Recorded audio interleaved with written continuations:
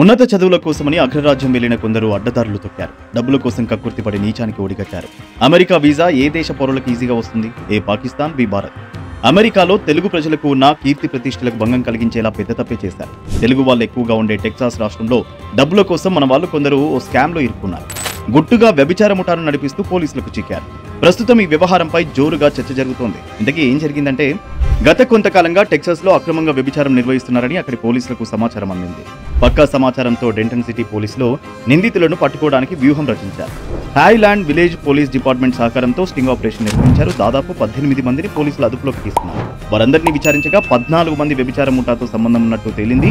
పట్టుబడిన 14 మందిలో 7 భారతీయులే కావడం గమనార్హం.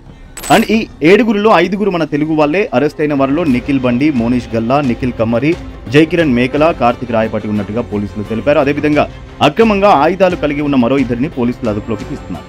ఇందులో మోనీష్ గల్లా, కార్తిక్ రాయపాటి ఇతరులకు డబ్బు ఆశ చూపి వ్యభిచారం చేయించారని ఆరోపణలు ఎదుర్కొంటున్నారు. ఈ వ్యభిచార ముఠాతో సంబంధం ఉన్న మరికొంతమంది కోసం పోలీసులు దర్యాప్తు చేస్తున్నారు. నిఖిల్ బండి అనే వ్యక్తిపై అరెస్ట్ను తప్పించుకోవడానికి ప్రయత్నించారని అభియోగాలు మోపారు. మోనీష్ గల్లాపై వ్యభిచారాన్ని కోరినట్లు నిఖిల్ కుమ్మరిపై అరెస్ట్ను తప్పించుకున్నారని అభియోగాలు మోపారు. జైకిరణ్ మేకల అనే వ్యక్తిపై 18 ఏళ్లలోపు మైనర్ను వ్యభిచారం చేయమని కోరడం, అరెస్ట్ను తప్పించుకోవడం వంటి అభియోగాలను మోపారు. కార్తిక్ రాయపాటిపై వ్యభిచారం చేస్తున్నారని అభియోగాలు మోపారు. ఈ ఆపరేషన్ సమీపంలోని నగరాలకు చెందిన ఇతర వ్యక్తులపై ఆరోపణలకు దారితీస్తుంది. వ్యభిచారాన్ని కోరడం టెక్సాస్ రాష్ట్ర చట్టాల ప్రకారం జైలు శిక్షలకు అర్హమైన నేరంగా పరిగణిస్తారు. మైనర్తో లైంగిక సంబంధం కోసం అభ్యర్థించడం 2వ డిగ్రీ నేరంగా పరిగణిస్తారు. అరెస్టును తప్పించుకోవడం, చట్టవిరుద్ధంగా ఆయుధాన్ని తీసుకెళ్లడాన్ని క్లాస్ ఏ అఫెన్స్ గా పరిగణిస్తారు.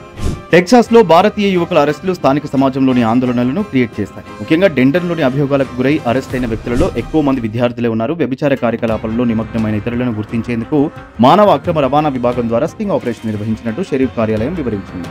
భారతీయ యువకులు ఉన్నత విద్య కోసం అమెరికా వెళ్లి వ్యభిచార కార్యకలాపాల్లో అరెస్ట్ కావడం సంచలనం సృష్టించింది.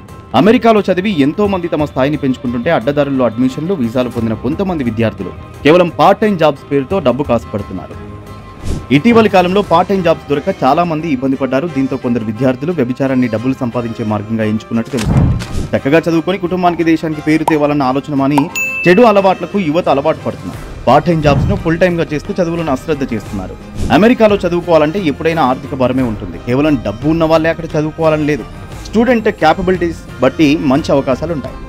ఆర్థికంగా బలహీనంగా ఉన్న స్టూడెంట్ అకాడమిక్ ట్రాక్ రికార్డు బాగా ఉంటే ఎడ్యుకేషన్ లోన్ ఇచ్చేందుకు చాలా బ్యాంకులు రెడీగా ఉన్నాయి. అంతేగాక ఎన్జిఓలు, ఇతర ప్రముఖులు చాలా మంది విదేశాల్లో చదువుకునే వాళ్ళకు హెల్ప్ చేసేందుకు రెడీగా ఉన్నారు.